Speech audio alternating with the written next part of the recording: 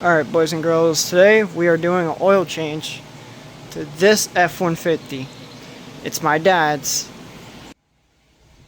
But I'll explain all this at the end of it, because most of you probably clicked on this video because you don't know where shit is and you just want to know how to do it. So this is how you, or how me and my dad were taught to do it.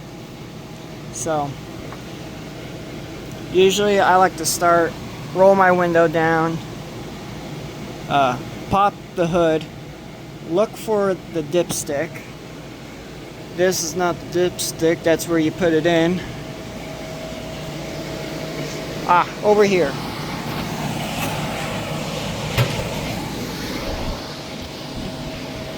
I always pull the dipstick. It makes it easier when it comes out. I do that because it makes it flow out easier. Also, when the truck is warmed up, it will move out easier, which I already drove this earlier today, so it should be fucking scorching hot, really. But if you have ramps, put it on ramps. I preferably like a lift.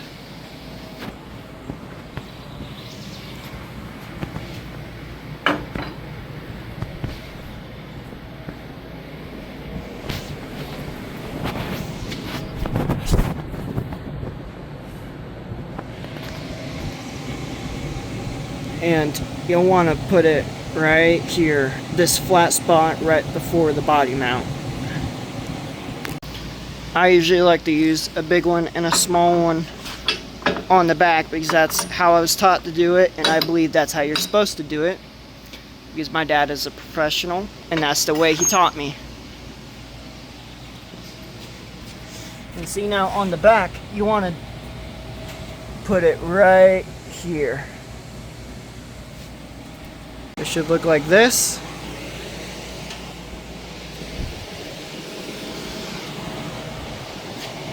And this. And guys, I can't stress this enough. When you're lifting it, you always I always quadruple check where I'm lifting up at. Just because your oil change is taking a long time doesn't mean you're necessarily bad at being a mechanic. It just means you're being careful. And that's what actually makes a good mechanic. People that are being careful and paying attention to everything. And here's the drain plug. You can see that because it's connected to the oil pan, which is connected to the motor. Alright, I have this, but I've seen people get creative and use empty milk jugs or old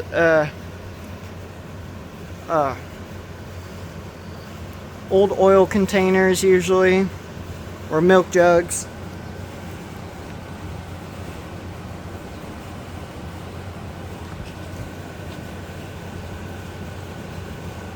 And the oil filter is up here on the front of it. Got this little drain thing, so, and these hold like 6 quarts, so you're probably gonna need more than 2 milk jugs, really. Well, actually, you'll need more than one. One milk jug should hold at least 5 quarts. So you'll, at most, I think you'll need 2, but you could need more. Kind of depends. Depends on whether or not you were adding oil because you think it burns oil or you think it leaks oil. On the vehicle. And while it's draining, I usually let it drip for a while too. When it's draining, you can check the transfer case, your 4-wheel drive. Undo that and you check it with your finger or a zip tie. You check the differential, which the plug is right here, and you check it with your finger or a zip tie. You also check your front differential too, which I have not found where to check that yet. It is odd.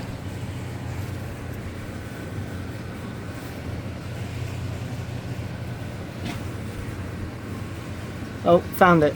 Right there.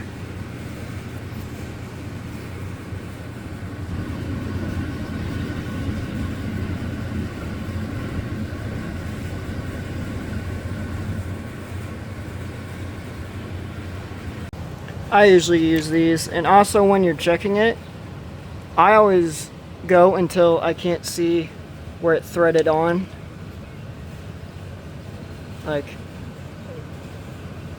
Like if it's, I go until I stop seeing the threads that don't have dirt or something on them.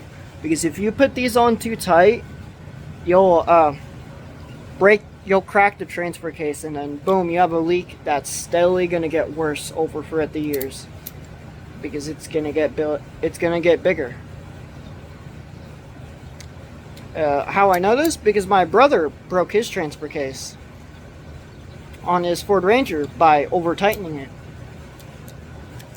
and then my dad pointed that out to us.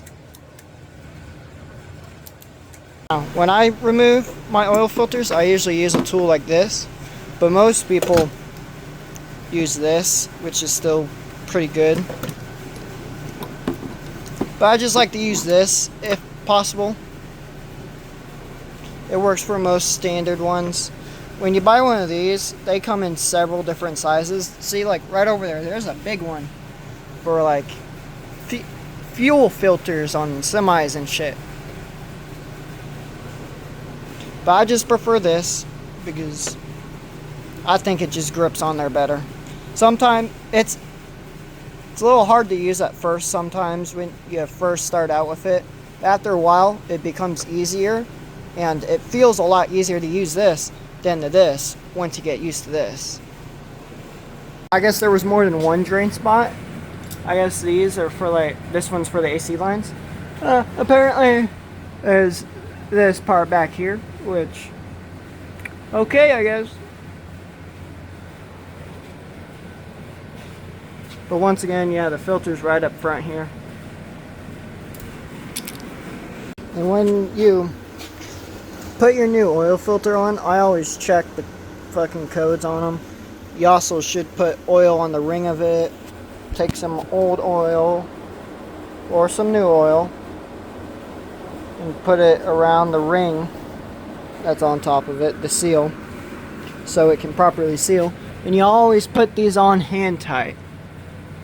You do not put them back on with a wrench or a fucking anything. Just hand tight.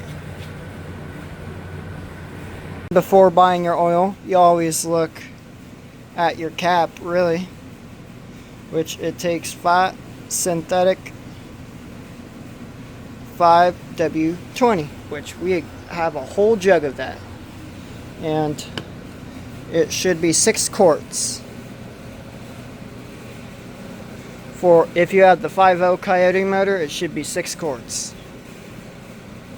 Just wipe off the dipstick, then let it run for a little bit, like just let it idle, then check the dipstick again.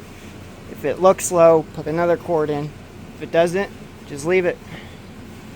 And that will be the end. And now time for the show the sponsorship or whatever. So the sponsorship is, well, my dad's automotive shop. The guy that has taught me everything that I know.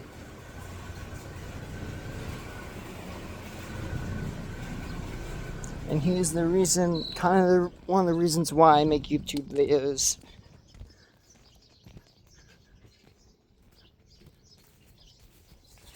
I thought this had his phone number on it. Anyway, I'll show a screenshot at the end of the video.